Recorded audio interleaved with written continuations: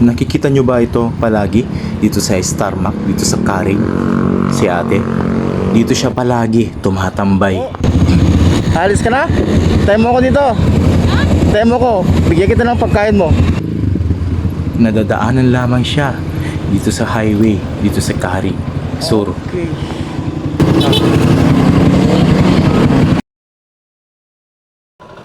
Napadaan nga tayo dito sa GL Fuel dito sa Linao, Tuguegarao City, at dito ay nagpahangin tayo at nagpagas. Ayan. At meron din itong Apayo Brew kung gusto niyo magkape yan. Masarap daw ang kape dito pero hindi pa ako nag-try. At may mga tambayan din dito kapag mag-stop over ka at pwede kang magmerienda dito. Kasi may mga upuan, ayan, may mga upuan dito, saka dito sa kabila. Kaya magandang mag-relax dito pag stop over ka. Ito guys ang ating helmet. Ayan, naka-set up na ang ating camera. Ayan, paki-follow naman ninyo guys, Onlyboy TV.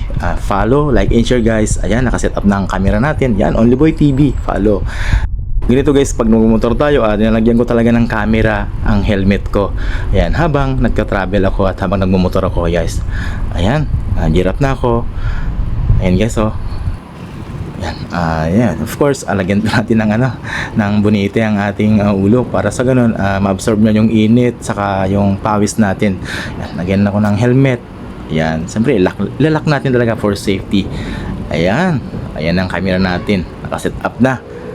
Tara na, let's go guys. Ayan, paalis na po tayo. Ayan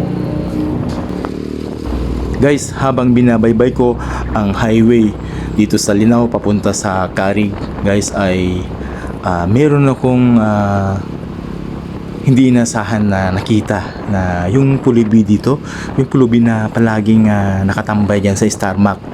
At bihira ko lamang makita ito sa pagkakataong ito, at nakaset up ang camera natin ay hindi natin inasahan na makita natin siya na nakatambay dyan sa harap ng Starmac.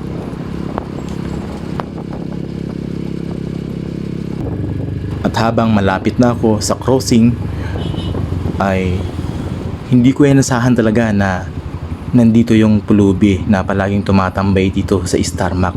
Ayun siya guys, oh. Ayun na naman siya, nakaupo palagi dyan. Alam nyo, bihira ko ito makita pag dumadaan ako dito. Ayan, nataymayan ko talaga siya na andyan siya ngayon na nakatambay. At dito naantig ang aking puso at gusto ko siyang bigyan ng pagkain, kahit mga lang pagkain at inumin niya, kasi siguro nagugutom na ito at hindi pa siguro kumakain. Ayan, ikutan natin siya. Sabihan ko siya na wag mo na siyang alis kasi baka alis na siya kasi nakatayo na siya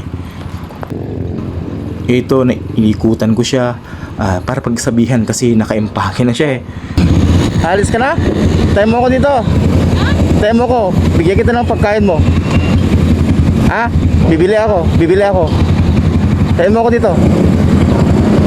Babalik ako.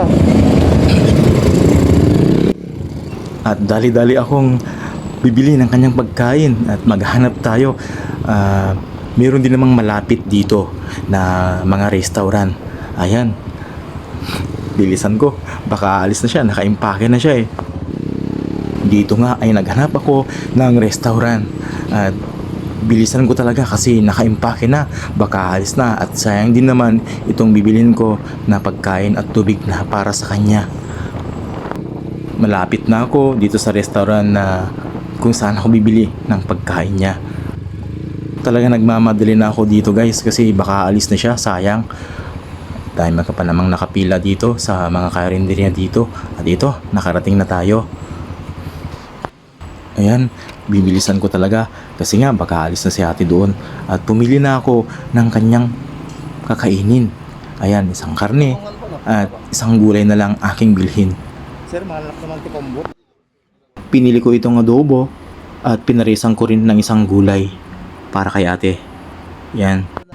Then of course, pinarisan ko ng isang tubig. Ayan, kuha na lang tayo dito sa ref nila. Thank you. Thank you. Dali-dali na akong naglagay dito sa aking motor. At ayan, baka alis na yun at pupunta na natin siya guys. dito nga ay pabalik na tayo at nakarating na naman tayo dito sa crossing. At dito ay nangangamba ako na baka nakaalis na yon. Like sayang lang din naman itong binili ko na pagkain para sa kanya. Traffic pa naman dito guys. Ayan, nakakalusot na ako dito sa parte na ito.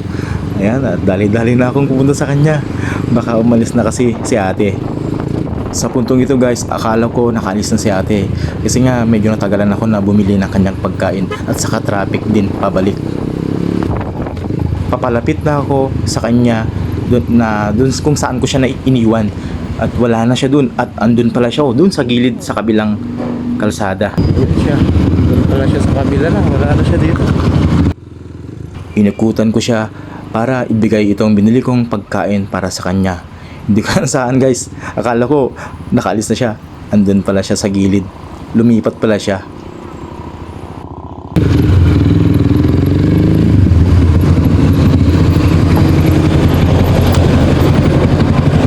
Okay.